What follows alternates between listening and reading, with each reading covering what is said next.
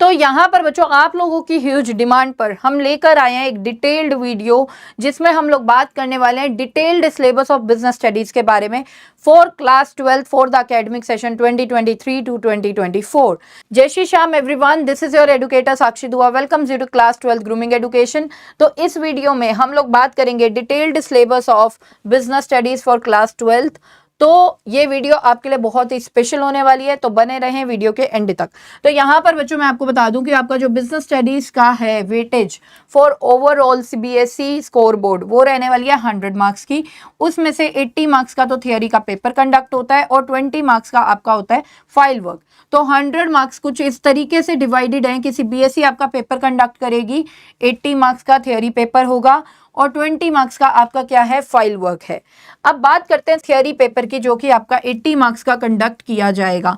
ठीक है, उसके लिए आपको टाइम दिया जाएगा, राइटिंग टाइम होगा 3 आवर्स का, and apart from this writing time आपको 15 मिनट्स रीडिंग टाइम भी दिया जाएगा, जिसमें आप सारे के सारे क्वेश्चंस को गो थ्रू कर सकते हो ऑफ योर क्वेश्चन पेपर। तो ओवरऑल आपको जो टाइम दिया जाता है थियोरी के पेपर के लिए वो दिया जाता है बेटा 3 आवर्स एंड 15 मिनट्स का। तो आइए अब हम आगे बात करेंगे कि जो आपका पेपर है उसकी वेटेज, जैसे कि मैंने आपको बताई कि 80 मार्क्स का आने वाला है।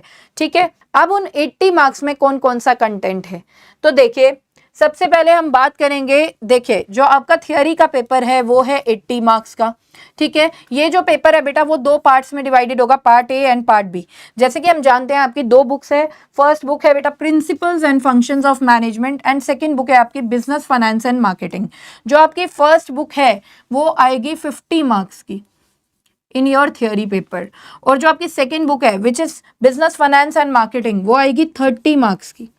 ठीक है, तो ये तो रही बुक वाइज वेटेज। अब हम बात करेंगे बेटा कि इन बुक्स में जो जो चैप्टर्स दे रखे हैं उनकी क्या क्या वेटेज है। तो आइए देखते हैं पहले बुक 1 की। इसमें चैप्टर्स हैं बेटा आपके 8 chapters total. Nature and significance of management, principles of management and business environment. First 3 chapter की कंबाइंड वेटेज है 16 मार्क्स। मेक श्योर आपको अलग अलग चैप्टर की वेटेज नहीं गिवन है, फर्स्ट 3 चैप्टर्स की कंबाइंड वेटेज है 16 मार्क्स। नेक्स्ट अगर हम बात करें next 2 chapter planning and organising, इन दोनों की कंबाइंड वेटेज है बेटा 14 मार्क्स की। And next 3 chapter staffing, directing and controlling, इन तीनों की वेटेज रहेगी बेटा 20 मार्क्स की। तो ये ओवरऑल आपके 50 मार्क्स इस बुक 1 के मैंने आपको बता दिए कि कैसे आने वाली है। अब हम बात करेंगे बुक 2 की, जो कि है बिजनेस फाइनेंस एंड मार्केटिंग। इसमें बेटा फर्स्ट 2 चैप्टर्स यानी कि 9th and 10th chapter financial management and financial markets, इसकी कंबाइंड वेटेज है 15 मार्क्स। एंड जो नेक्स्ट 2 चैप्टर्स हैं that is marketing management and consumer protection, इसकी कंबाइंड वेटेज रहेगी 15 मार्क्स। तो ये इस तरीके से 30 मार्क्स डिवाइडेड हैं आपके फॉर बुक 2। तो चलिए यहाँ तक तो हमने बुक वाइज वेटेज की बात कर ली। अब हम बात करेंगे कि मैम ये बताइए कि चैप्टर में हमें कौन कौन सा कंटेंट स्टडी करना है। तो देखिए सबसे पहले आपको क्या करना है, चैप्टर में यूनिट 1 की बात करते हैं which is nature and significance of management. इसमें बेटा आपको मैनेजमेंट का कॉन्सेप्ट बहुत डिटेल में करना है, इसका meaning, concept, objectives and importance, ये बहुत अच्छे से करना है। नेक्स्ट मैनेजमेंट का नेचर क्या है, मैनेजमेंट एक साइंस है, आर्ट है या प्रोफेशन है, ये बहुत अच्छे से आपको करना है। नेक्स्ट हमें करना है बेटा इसके अंदर लेवल्स ऑफ मैनेजमेंट। ठीक है, top level management, middle level management and lower level management को डिटेल में। नेक्स्ट मैनेजमेंट फंक्शंस, यहाँ पर मैनेजमेंट फंक्शंस इतना डिटेल में करने की ज़रूरत नहीं है, आगे के चैप्टर्स में ये डिटेल में आते हैं। Basically there are 5 management functions जो हमने देखा होगा, planning, organizing, staffing, directing and controlling. इसका सिर्फ एक ओवरव्यू आपको चैप्टर 1 में मिलेगा, वो आप करना चाहते हैं तो कर सकते हैं यहाँ पे। नेक्स्ट कोऑर्डिनेशन, कोऑर्डिनेशन का कॉन्सेप्ट क्या है और उसकी इंपॉर्टेंस क्या है, ये बहुत अच्छे से आपको करना है चैप्टर 1 में ही। ठीक है, अब हम आते हैं चैप्टर 2 के बारे में। देखिए चैप्टर 2 में आपको क्या क्या देखने को मिलेगा, प्रिंसिपल्स ऑफ मैनेजमेंट का कॉन्सेप्ट, कि प्रिंसिपल्स ऑफ मैनेजमेंट क्या होता है, क्या फीचर्स हैं इनके, क्या मीनिंग है, ये सब आपको बहुत अच्छे से करना है इसके बारे में। एंड सिग्निफिकेंस, इंपॉर्टेंस क्या है प्रिंसिपल्स ऑफ मैनेजमेंट की, ये करना है। नेक्स्ट बेटा फेयोल, हेनरी फेयोल ने प्रिंसिपल्स ऑफ मैनेजमेंट दिए हैं, basically 14 principles of management Henry Fayol ने दिए हैं। वो पूरे के पूरे 14 प्रिंसिपल्स डिटेल में मैं बोल रही हूँ कि उसके अंदर है क्या, मेरिट्स क्या है उसकी, और अगर हम उसे फॉलो नहीं करते हैं तो क्या होगा, कॉन्सिक्वेंसेज ऑफ द वायलेशन, मतलब ये 14 के 14 प्रिंसिपल काफ़ी डिटेल में आपको करने हैं। नेक्स्ट बेटा टेलर ने साइंटिफिक प्रिंसिपल्स भी दिए थे और टेक्निक्स भी दी थी मैनेजमेंट की, वो सारे के सारे टेलर ने जो प्रिंसिपल्स दिए थे और टेक्निक्स दी थी वो आपको डिटेल में अच्छे से प्रिपेयर करनी है। नेक्स्ट अब हम बात करेंगे यूनिट 3 के बारे में of business environment. Business environment का कॉन्सेप्ट यानी कि मीनिंग, फीचर्स एंड इंपॉर्टेंस, ये बहुत अच्छे से करना है। Dimensions of business environment, dimensions बहुत ही ज़्यादा इंपॉर्टेंट है। इकोनॉमिक वाली करनी है, social, technological, political and legal, ये पांचों की पांचों डायमेंशंस काफ़ी डिटेल में आपको डिस्कस करनी है। ये पांचों के पांचों डायमेंशंस आपको काफ़ी डिटेल में प्रिपेयर करनी है। नेक्स्ट बेटा डीमोनेटाइजेशन, डीमोनेटाइजेशन का कॉन्सेप्ट यानी कि मीनिंग एंड साथ में इसके फीचर्स बहुत अच्छे से आपको प्रिपेयर करने हैं।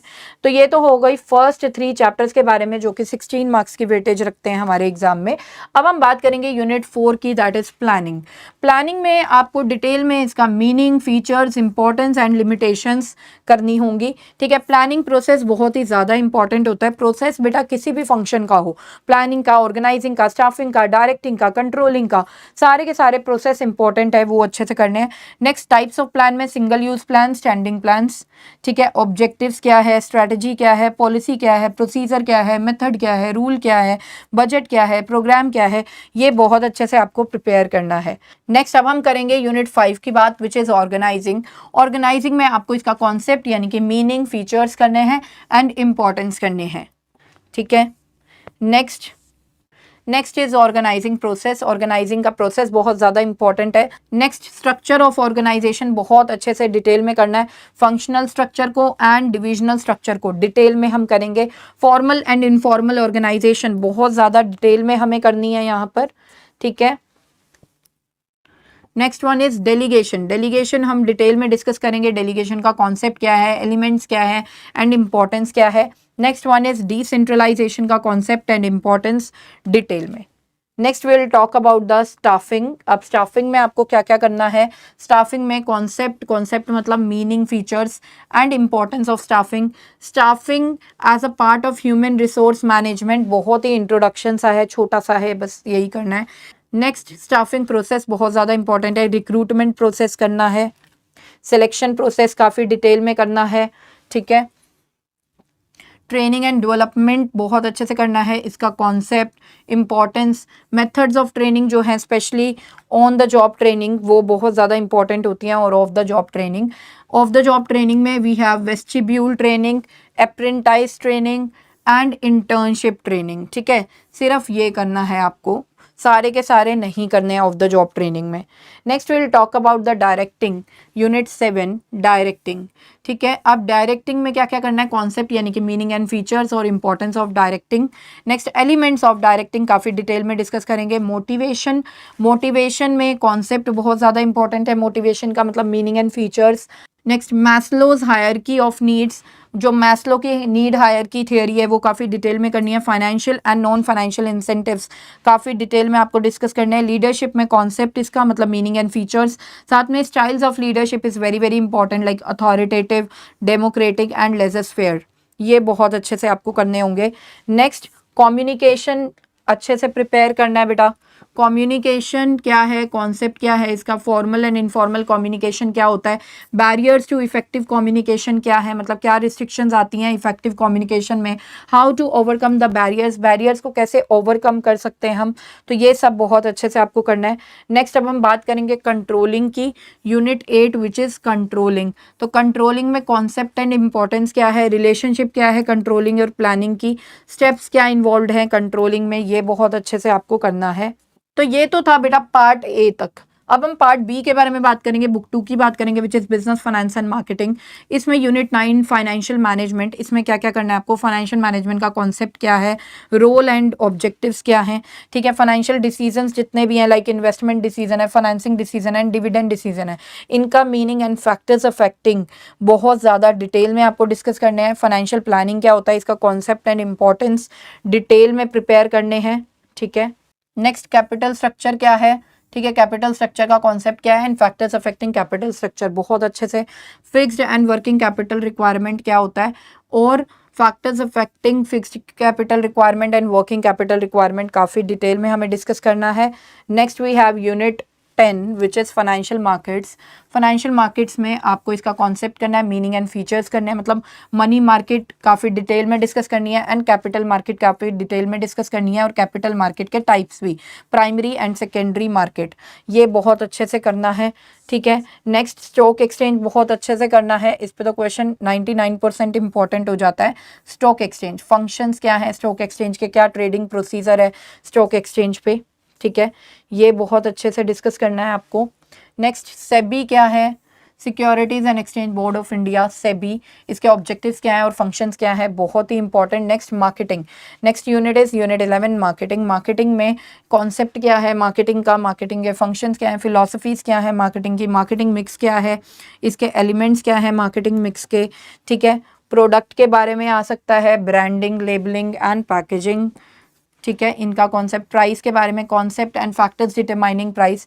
प्राइस कभी भी हम किसी प्रोडक्ट का सेट करते हैं तो कौन कौन से फैक्टर्स हैं जो हमें बताते हैं कि प्राइस क्या होना चाहिए।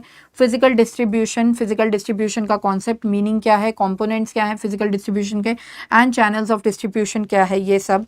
प्रमोशन बहुत डिटेल में करेंगे, प्रमोशन में concept and elements and advertising क्या होता है, पर्सनल सेलिंग क्या होता है, sales and promotion and public relations क्या होता है, ये काफ़ी डिटेल में डिस्कस करना है, ठीक है। नेक्स्ट बेटा कंज्यूमर प्रोटेक्शन, लास्ट यूनिट जो कि है unit 12, consumer protection. Consumer protection का कॉन्सेप्ट एंड इम्पोर्टेंस, ठीक है, एंड कंज्यूमर प्रोटेक्शन एक्ट जो है 2019 का, मेक श्योर बेटा पहले एक्ट दूसरा था 1986 था, अब आपके सिलेबस में 1986 वाला एक्ट नहीं है, अब कंज्यूमर प्रोटेक्शन एक्ट 2019 वाला आपको करना है, ठीक है। कुछ भी नहीं है, कुछ डिफरेंट नहीं है, सेम सा ही है, बस इसमें ऑनलाइन प्रोसीजर्स जो आ गए हैं उसको इंक्लूड किया हुआ है, ठीक है, और पहले वाले में ऑनलाइन प्रोसीजर नहीं थे क्योंकि उस टाइम पे ऑनलाइन चीज़ें नहीं चलती थी।